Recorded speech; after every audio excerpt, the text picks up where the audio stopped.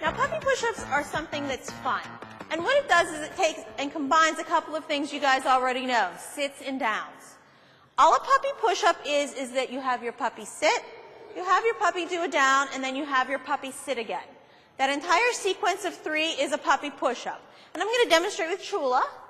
Chula, sit. Good girl. Whoop, Chula, sit. Chula, down.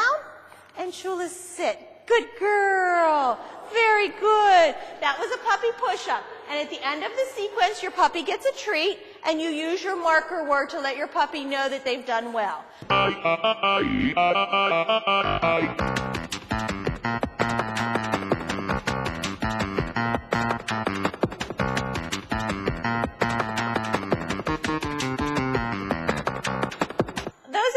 Been around toddlers who have toddlers know that they explore the world with their mouth. Everything that a baby picks up goes into their mouth.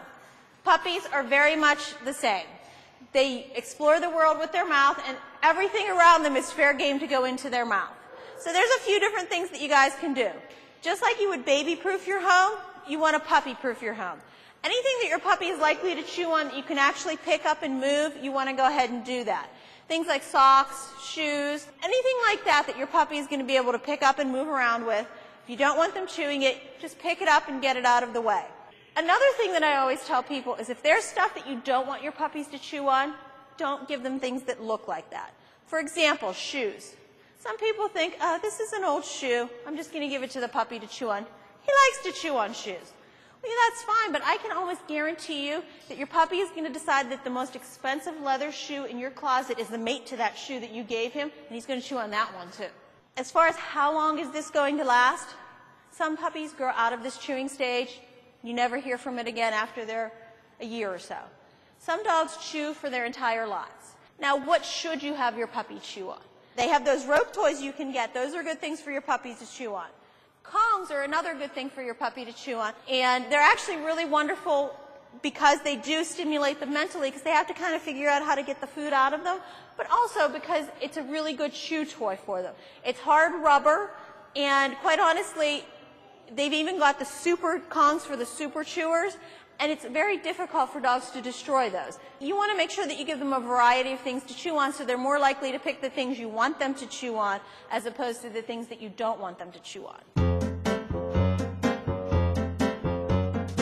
Leave it is the companion command to drop it. Now, drop it is once your puppy has something in his or her mouth, you want to trade with them to get the things out of their mouth. What we're going to do with leave it, it's actually very simple. And it's actually something that we teach in stages. We're going to teach just the first stage here in class today because your puppies are just learning it and they are very young. The next stages are things that you can do at home. I'll explain to you how to do them. Once your puppy is really strong with this stage of leave it, you can move on to the next. So there are a couple different ways to do this first stage of leave it, but I like to put treats in both of my hands, and I keep both of my hands in front of me. Put your hands about your body's width apart in front of you. You're going to have treats in them, and obviously your puppy's going to smell those treats. You go over, and your puppy starts sniffing at one hand or the other. You tell your puppy to leave it. The second your puppy's nose breaks contact with that hand, and I mean the instant, you want to give them the marker word and give them a treat from the opposite hand. I will demonstrate with, let's do Snoopy. Here, Snoopy. Put both of my hands out. Leave it. Leave it. Just wait it out. Good girl, yes. There you go, Snoopy. And that is leave it. Leave it. Good girl. The next stage, once you get beyond this and your puppy's really rock solid, is that you're going to get down on the floor, put your two piles of treats on the floor, cover them with your hand, and do the exact same thing. Tell your puppy to leave it. Once your puppy stops worrying at the one, you give them a treat from the other side.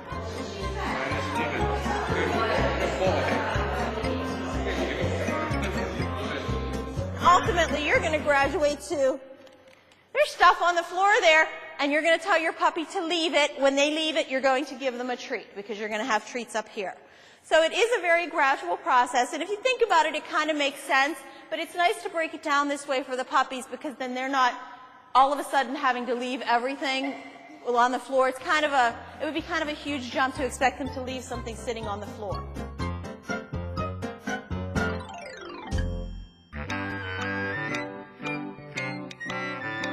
I'm going to have you take the plates, put a little bit of food on it, then I'm going to ask you to have your puppy sit. While your puppy is sit, as long as their bottom is on the ground, you're going to lower the plate of food. Once your puppy's little bum comes up, you're going to raise the plate of food. The idea is that your puppy is going to sit until the plate touches the ground. Now, if anyone here is making their puppy sit before they eat, you're actually kind of already doing this. You're actually already instilling this little bit of self-control in them. The other thing we're going to have you do is once your puppy is eating, we're going to ask you to go ahead and toss some extra treats in there while they're eating. This is going to teach your puppy that when a person's hand comes near my food bowl, bad things don't happen, good things happen. Really good stuff comes into my food bowl. Titus, sit.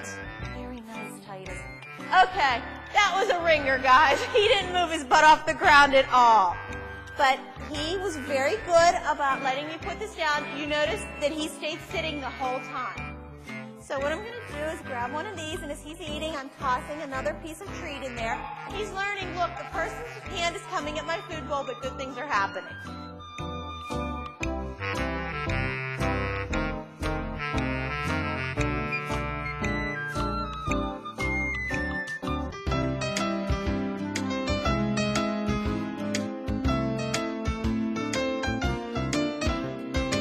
One question that always comes up is what is the difference between stay and wait? And there is a difference between the two. Wait is something that's a little more transient, more short-lived. Wait is hang on a second, I'm going to go and do something, and then when I tell you, you can leave. Stay, on the other hand, is more long-term. We have your puppy sit in front of you. You tell your puppy to wait, and you don't do anything. You count to 10. Once your puppy will stay still and you can count to 10, you take a step backwards. Have your puppy sitting there. Again, you tell your puppy to wait, and you count to 10. Once you can get to 10, a step away, take another step away. So what you're getting your puppy used to is the idea of waiting in one place even though you're not right in front of them. And let me do a demonstration. Sunny baby. Hi, Sunny baby. Can you sit, Sunny? Thank you. Wait. 1, 2, 3, 4, 5. Yes. I missed it, actually. Whenever you can actually get past like 2 and you can see your puppy starting to squirm, see if you can reward them before they start squirming and jumping up. But basically, have your puppy sit in front of you, tell them to wait, start counting, and like I said, you can't really do too much if you're only getting to 1 or 2, but once you get past that, keep an eye on them. You're going to be able to tell by looking at them when they're getting a little wiggly. Congratulate them before they break the wait. Everybody go to a door and take turns going through the door without your puppy charging through first. Tell them to wait, have them sit, and try to get out the door without your puppy charging through.